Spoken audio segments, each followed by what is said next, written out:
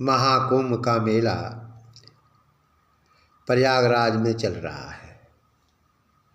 यह मेला 13 जनवरी 2025 से शुरू हुआ और 26 फरवरी 2025 तक चलेगा।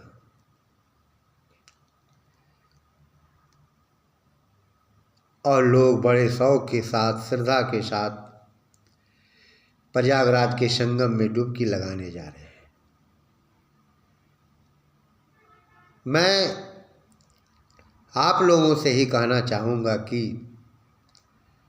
संगम में नहाने से, गंगा में नहाने से केवल शरीर धुलता है और मन को धोने के लिए पवित्र भावनाएं होनी चाहिए। जब तक आपका मन नहीं धुल जाता है तब तक आप अपने जीवन में कुछ नहीं कर सकते। यदि आप अपने जीवन में कुछ करना चाहेंगे या मोक्ष पद प्राप्त करना चाहते हैं, मुमुक्षु बनना चाहते हैं, तो सर्वप्रथम आपको वेदों के सिद्धांतों को अपने जीवन में अपनाना होगा। वेदों के सिद्धांत क्या है, इसे समझ आइए। संगम और वास्तव में जो व्यक्ति वेदों को समझता है, वेदों को संगम समझ लेता है, क्योंकि वेद रूपी गंगा में, वेद रूपी संगम में डुबकी लगाने से मनुष्य का जीवन पवित्र हो जाता है, मनुष्य का अंतःकरण पवित्र हो जाता है, पुनीत हो जाता है। परमात्मा ने मनुष्य का जीवन दिया है बहुत सोच समझकर। जो मनुष्य इस जीवन के बारे में विचारता है, सोचता है कि परमात्मा ने हमें मानव जीवन क्यों दिया है, वह व्यक्ति फिर अपने जीवन से उदास नहीं होता, बल्कि वहीं से संभलना शुरू कर देता है।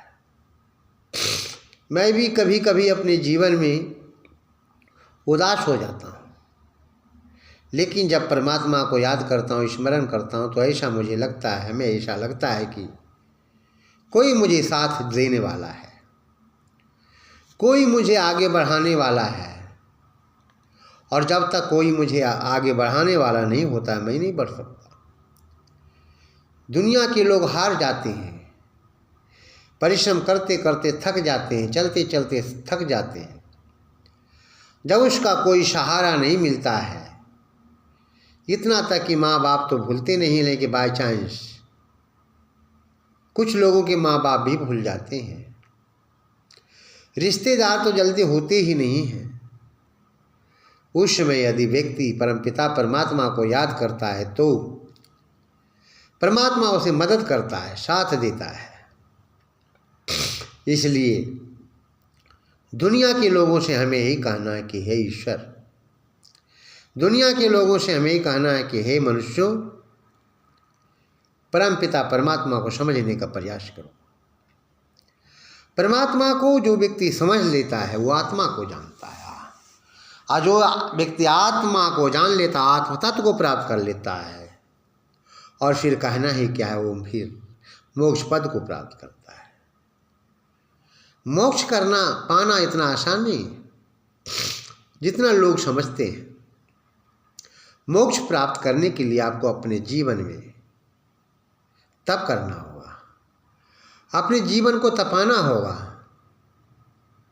जिस प्रकार से सूरज अपनी ताप से सारे संसार को तपाता है और फिर एक मनुष्यों को एक जीवन दान देता है, यदि सूरज के द्वारा धरती पर प्रकाश नहीं आए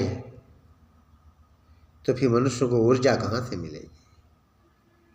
ठीक उसी प्रकार से ईश्वर की भक्ति करने से मनुष्यों में ऊर्जा उत्पन्न होती है, साहस बढ़ता है, हिम्मत बढ़ती है और परमात्मा अपने भक्तों से ही कहता है, मनुष्यों ये मेरे भक्तों आगे बढ़ो, मैं तुम्हारे साथ हूँ। श्री कृष्ण ने तो गीता में ही कहा था अर्जुन को। जब अर्जुन हार जाता है, देखता है चारों तरफ मेरे रिश्तेदार ही हैं, कोई भाई है, कोई भाला है, कोई भाई है, कोई शाला है, कोई बहनोई है, कोई चाचा है, कोई दादा है, तो यही कहते हैं अर्जुन श्री कृष्ण कि युद्ध में चारों तरफ खड़े तो हमारे रिश्तेदार हैं, मैं किस पे बाण चलाऊं। लेकिन जब अर्जुन निराश हो जाता और मना कर देता है श्री कृष्ण को, मैं किसी पर बाण नहीं चलाऊंगा, मैं युद्ध नहीं करना चाहता, तब श्री कृष्ण अपने हाथों में सुदर्शन चक्र लेकर आगे बढ़ते हैं और कहते हैं तुम युद्ध करो या ना करो, मैं करूंगा। उन्होंने अर्जुन को यही समझाया कि धर्म से बढ़कर संसार में कुछ भी नहीं है। यदि ये सब लोग धर्म को नष्ट कर रहे हैं, धर्म के विरुद्ध अगर युद्ध कर रहे हैं, तो धर्म की रक्षा करना हमारा परम कर्तव्य होता है। फिर अपने रिश्तेदार नहीं होते हैं। जो व्यक्ति धर्म का दुश्मन है वो मेरा दुश्मन है। इसलिए अर्जुन, जिसको तुम अपना जान रहे हो, इनमें से कोई तुम्हारा नहीं है। अगर ये सब धर्म की रक्षा नहीं करना चाहते हैं, धर्म की रक्षा नहीं करना जानते हैं, या धर्म को कुछ समझते नहीं हैं, तो ऐसे व्यक्ति को मार देने में ही फायदा है। तो मैं ये चर्चा कर रहा था कि वास्तव में जीवन यही है। यदि धर्म से युक्त जीवन आपका नहीं है, जिस प्रकार से मैंने कहा, ये पूरा शरीर, संपूर्ण शरीर आपका एक महाकुंभ के रूप में है और प्रयागराज रूपी आत्मा में प्रयाग रूपी परमात्मा का निवास है, और इस प्रयागराज रूपी आत्मा में ज्ञान की गंगा अर्थात संगम रूपी ज्ञान की गंगा बह रही है। इसमें डुबकी लगाना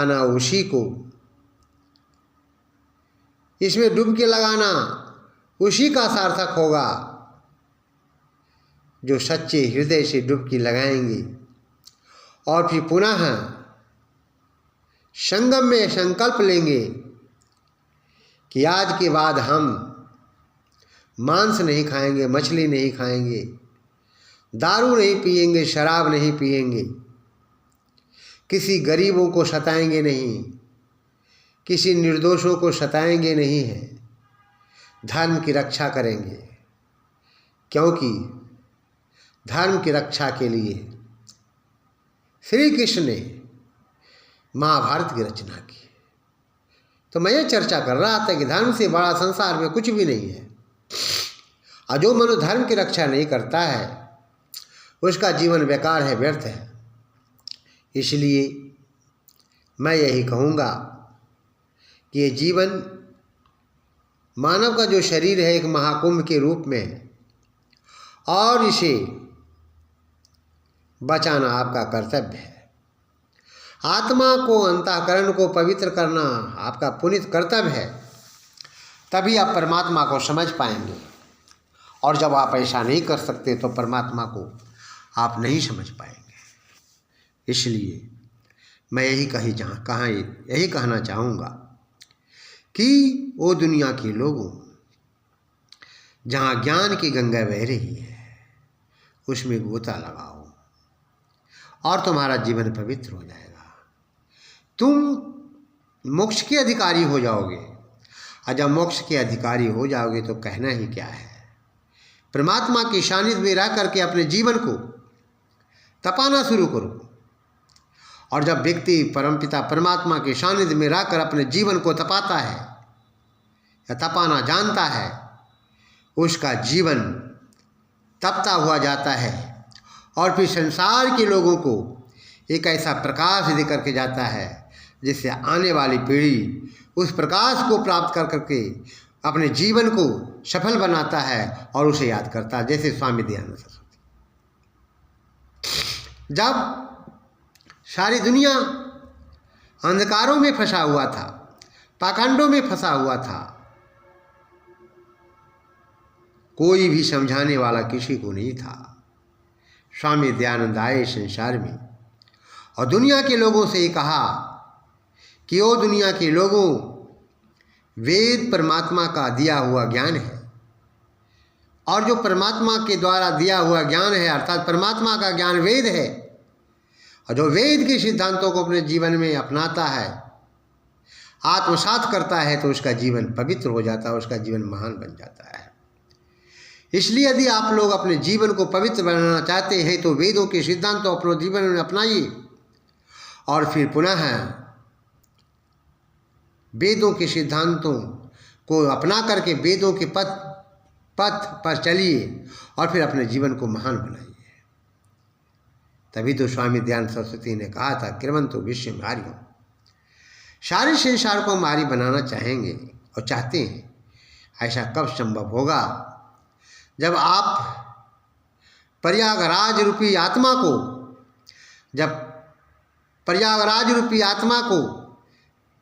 जब पवित्र करेंगे, पुनीत रखेंगे और उसमें उस जगह पे जो प्रयाग रूपी परमात्मा का निवास स्थान है जो बैठा हुआ है, और उसी प्रयागराज रूपी आत्मा में संगम रूपी ज्ञान की गंगा बह रही है और इसमें जो डुबकी लगाता है वो व्यक्ति धन्य धन्य हो जाता है।